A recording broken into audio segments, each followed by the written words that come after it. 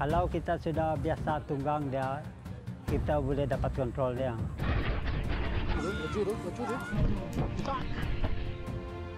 Bebulang adalah satu keramaian yang paling meriah ataupun yang paling besar dalam masyarakat Bisaya, khasnya masyarakat Bisaya tradisi.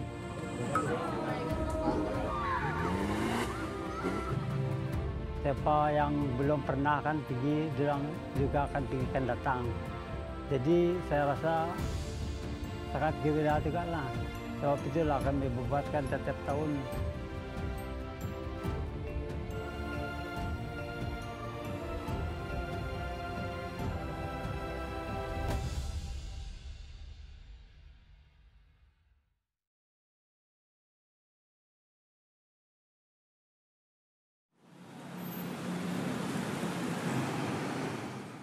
Dalam Lembak Remau ini saya sudah menjadi dalam 30 tahun.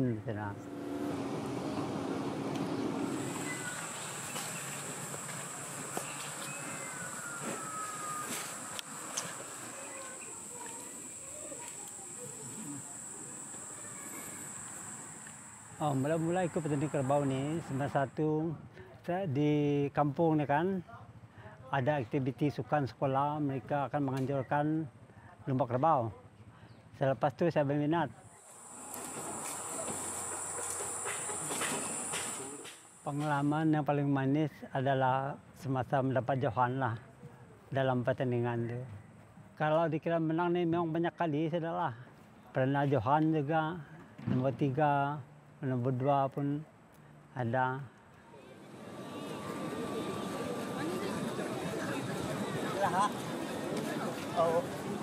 Sebelum pertandingan tu kita biasa latih dia, kita naik dia sajalah. Kita bawa dia lari, daun pusing padang kan. Itu sajalah yang kita biasa buat. Ya itu adalah bergantung kemahiran kita sendiri kan. Kalau kita sudah biasa tunggang dia, kita boleh dapat kontrol dia. Kalau pertama mula-mula kita naik memang susah lah. Sebab dia ini memang goyang-goyang lah tu. So memang kita biasakan diri lah selalu naik dia. So dari sana kita dapat kontrol dia.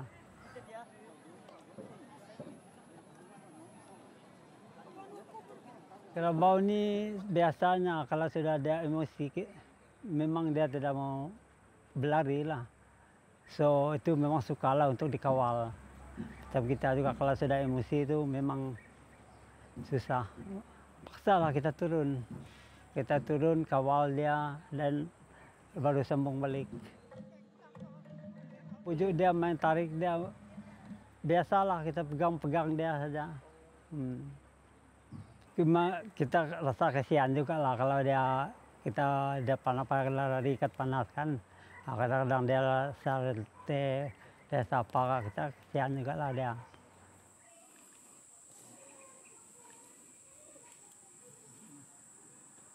Bebulang adalah satu keramaian yang paling meriah ataupun yang paling besar dalam masyarakat Bisaya, khasnya masyarakat Bisaya tradisi. Ia adalah satu amalan yang sudah lama dibuat turun-temurun oleh masyarakat Bisaya.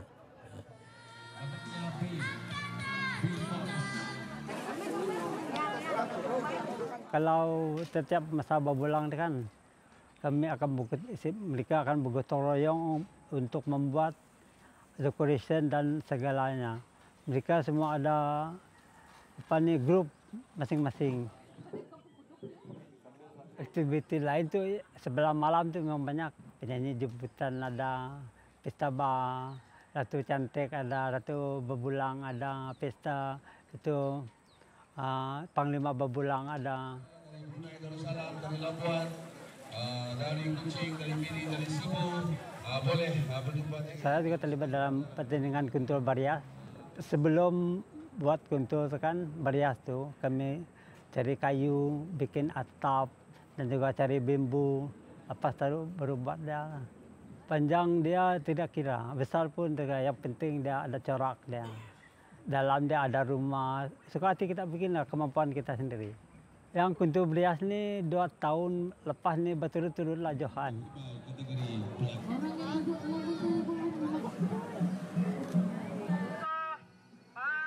sejarahnya kuntul masa zaman dulu bukan untuk perhiasan, cuma untuk pengangkutan. Apabila mereka berpadi, kuntul ini akan menarik padi mereka daripada ladang sampai ke rumah. Selain daripada padi, mereka akan menarik kayu api, apa-apa sajalah barang makanan ataupun dapur ataupun kegunaan rumah mereka.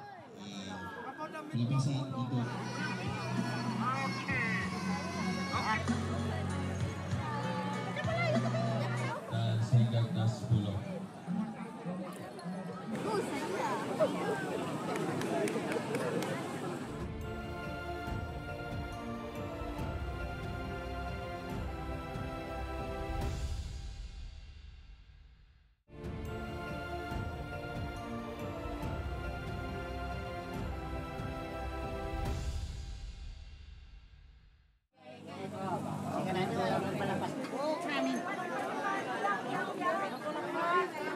Setakat ini belum ada orang Bisaya yang betul-betul tahu bila bebulang itu dimulakan.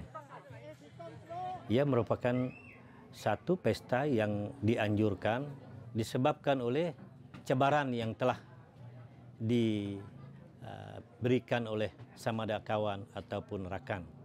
Kalau dahulunya kita ini memang banyak keramaian, bukan saja orang yang melibatkan suasana gembira tetapi juga suasana sedih. Kalau orang meninggal keluarganya, dia akan sembelih kerbau lah yang mampu, semada pada hari kematian ataupun makan 14. Dia yang orang yang mampu lah. Sekarang kerbau makin kurang. Mereka kalau ada kerbau, mereka akan sembelih kerbau. Kalau tidak, selalunya sekarang pakai catering kan, jadi dia tidak akan sembelih kerbau lah. Biasanya kalau ada keramaian ataupun kematian, orang ini berbual, kadang-kadang berseluruh, duduk sambil minum. Jadi kadang-kadang bila sudah terlebih sedikit, jadi keluarlah kata-kata yang mungkin saling mencabar antara satu sama lain. Mengatakan dia mungkin lebih hebat dari yang lain.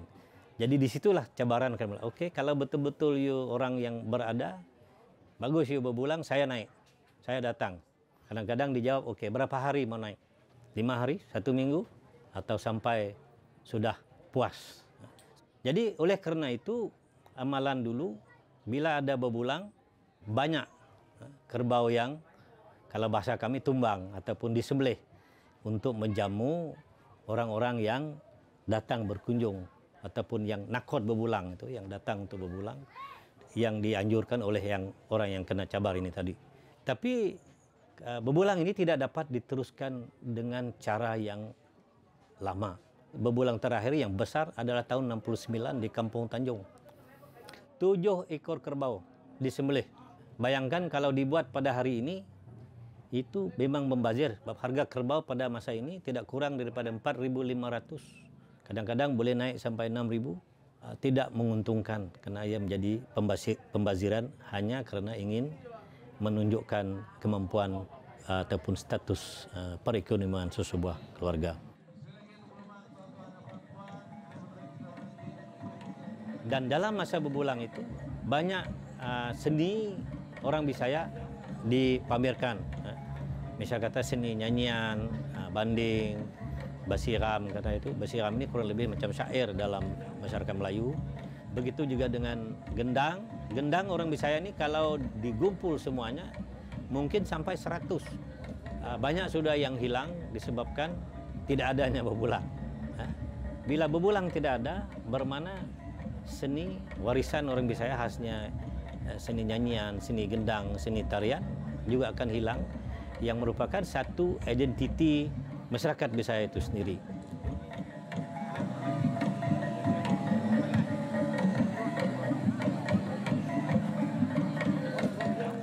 Yang saya paling suka festival pesta bebulang ini ialah lomba kerbau. Acara ini adalah acara yang mencabar bagi saya dan juga EJK lain, dengan matahari yang panas terik, kami akan sentiasa di padang. Lagipun kami sentiasa memelihara kerbau itu supaya tidak kepanasan. Kami akan menjaga dengan menyembur air yang sedikit lah. Jadi walaupun macam tu, kerbau ni tak ada masalah kalau dia baik, dan penunggangnya pun tahu apa kalau kerbau dia. EJK kami sentiasa memantau mereka ini, dan saya sebagai pengurusi tak masalah sebab mereka ni sudah paham dengan cara-cara yang lumba kerbau ni.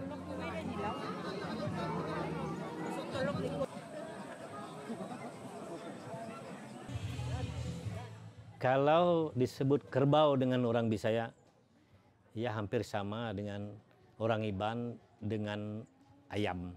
Dalam hampir semua acara pasti ada ayam untuk miring. Kalau orang Bisaya ini, hampir keseluruhan kehidupan orang Bisaya daripada mulai lahir sampai dia, dari mulai berkawin lah, sampai mati, akan sentiasa ada elemen kerbau. Misal kata kalau baru kawin, salah satu daripada permintaan pengantin perempuan, kerbau. So, dalam kehidupan orang Bisaya itu akan sentiasa ada kerbau. Matinya kerbau, kawinnya kerbau, kendurinya kerbau, semua ada kerbau. Sebab itu tidak heran kalau kita lihat statistik bilangan kerbau di Limbang ini sudah menurun. Dalam kegiatan ekonomi, hidup dan mati orang Bisaya banyak elemen kerbau.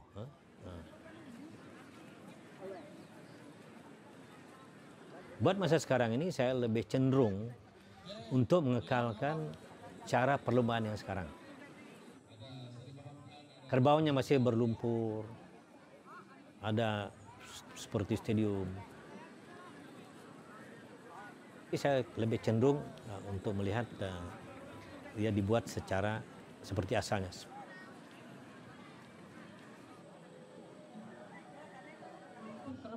Lain daripada yang lain. Ya itu dia. Baru sudah dilepaskan. Dilalui saudara-saudara.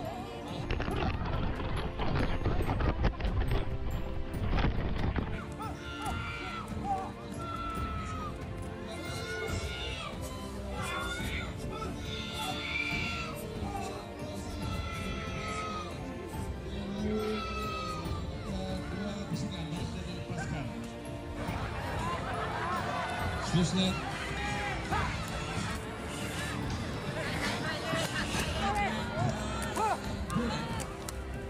Saudara Mazlan, satu pesanan. Oke, kita sudah dapat menang. Masih berlumpur, masih lagi kadang-kadang kerbaunya jalan lurus, ada kala lari ke kiri, lari ke kanan. It is only when it is happen like that you will have fun. Kalau dah seperti biasa tidak. Kalau lumba kuda kita menjadi anxious kata orang putih apa? Kalau yang kita ini you ketawa. Kita tidak rasa tertekan. Wah ini menang ke tidak menang. Tidak. Take number, bawaris 16. Suka diramal sebab belum pasti kerbau yang di depan itu akan menang di penamat. Sebab tengah jalan mungkin keluar track. So ini untuk masa hadapan saya pikir saya mau kalau kita perkembangan lumba kerbau ini yang kita mau kekalkan di authenticity-nya itu supaya dia menjadi niche.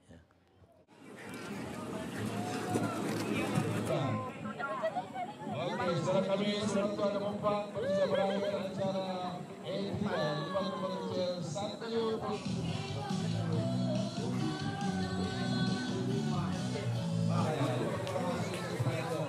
Karena adat dan tradisi kalau tidak disesuaikan mengikut peredaran zaman akan lenyap. Dalam mana-mana budaya pun saya pikir beradaptasi dan menyesuaikan diri dengan perubahan zaman itu penting. Misal kata pesta berbulang ini kedua tahun kita menggunakan LED screen dan buat live feed. Kalau kita masih mengekal di cara lama mungkin hanya dalam tulisan-tulisan media massa ataupun yang hanya berita-berita di television. Tapi sekarang ini tidak perlu itu lagi. Masuk ke sosial media, di mana-mana orang itu asal dapat ada jaringan internet, boleh melihat apa yang berlaku.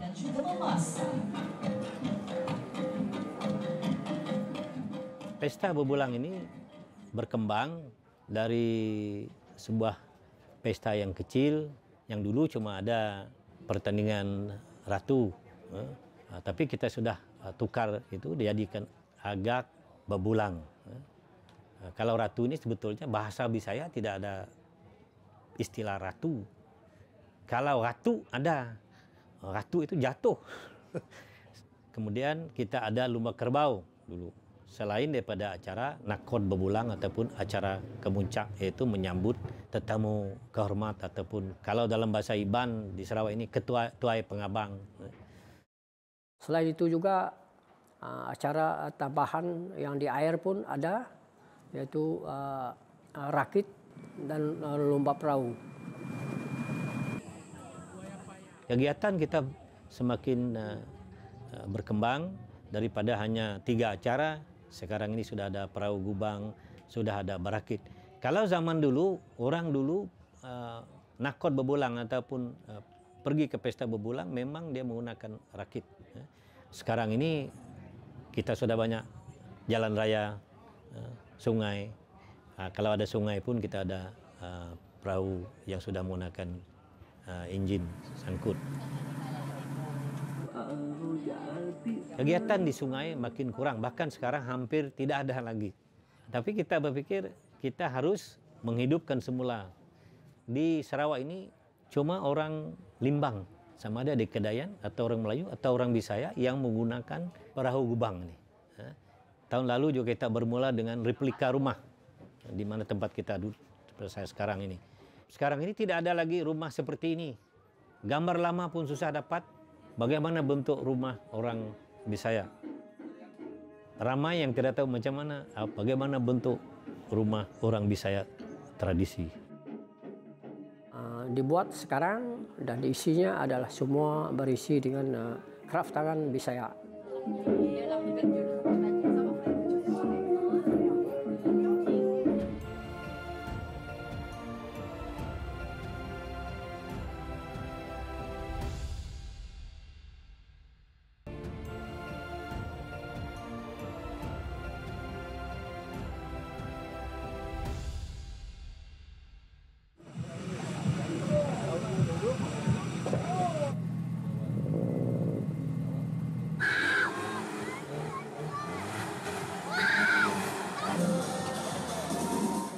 Untuk menjadikan pesta ini bertaraf antarabangsa, banyak perkara-perkara yang perlu kita buat.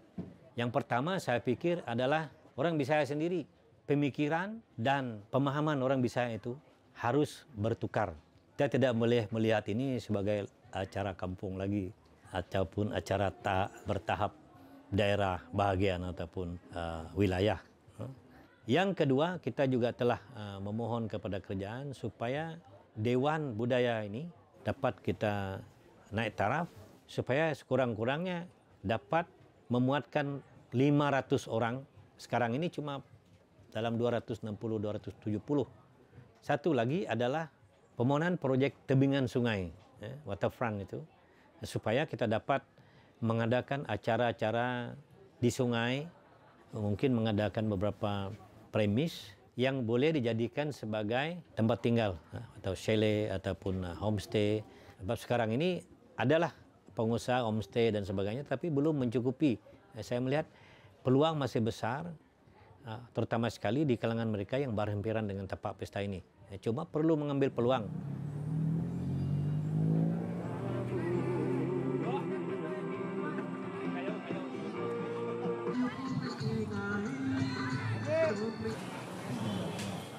Ramai yang bertanya, apa kepentingan ini?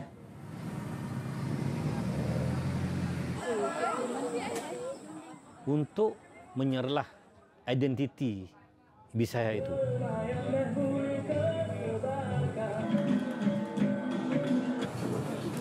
Untuk membezakan dengan etnik-etnik ataupun kaum-kaum lain di Sarawak ataupun di Malaysia.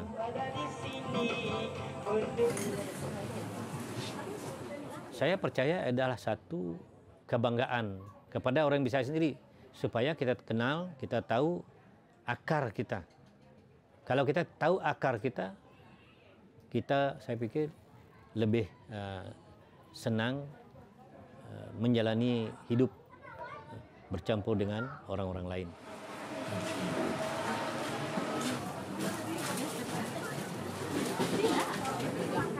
Dengan adanya pesta-pesta seperti ini, dan kadang kita mau menggayakan cara orang Bisaya berpakaian dan sebagainya itu, so perlu ada orang membuat pakaian. There is an economic opportunities ataupun business opportunities to the local people. Sumber asli di Limbang ini, khasnya di kawasan Bisaya, sudah boleh dikatakan kurang. Jadi kita boleh menjadikan pelancongan itu sebagai salah satu daripada punca pendapatan ataupun punca ekonomi dalam kalangan orang Bisaya. Dalam konteks ekonominya, bila menjadi suatu pesta yang bertaraf antara bangsa, sudah pasti dia akan merancakkan ekonomi setempat. Jadi bukan hanya menguntungkan orang di Batu Danau, bahkan di Bandar Limbang, ataupun bukan saja untuk orang masyarakat Bisaya di sini, tapi juga kaum-kaum lain yang ada di bahagian Limbang ini. Itu yang kita lihat.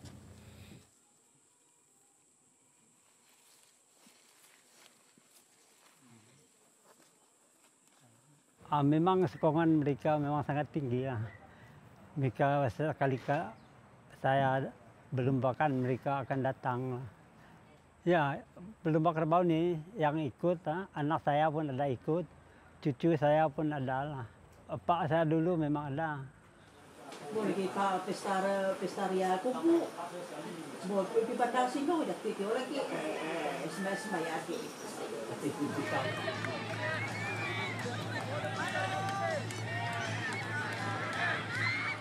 Cabaran dia memang banyak lah, tapi yang penting kita jangan emosi saja lah, kita rela saja. Itulah cabaran dia memang banyak lah itu.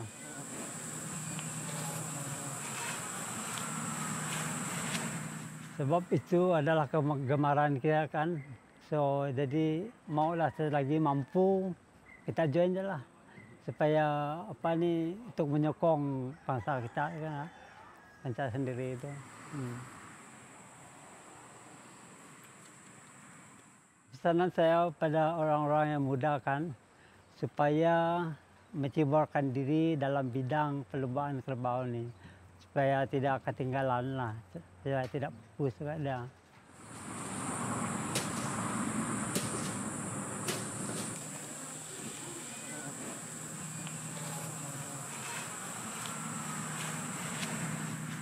Pesta berulang ini satu yang paling menarik minat saya adalah semua yang datang sini tidak ada yang tidak gembira.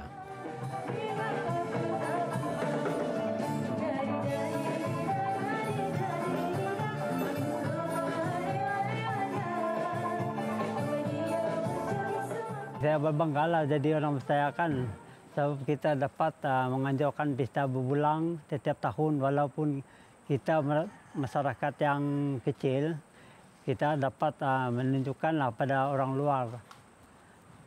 Sama dengan masyarakat yang lain, kita dapat anjurkan pesta berulang ni setiap tahun.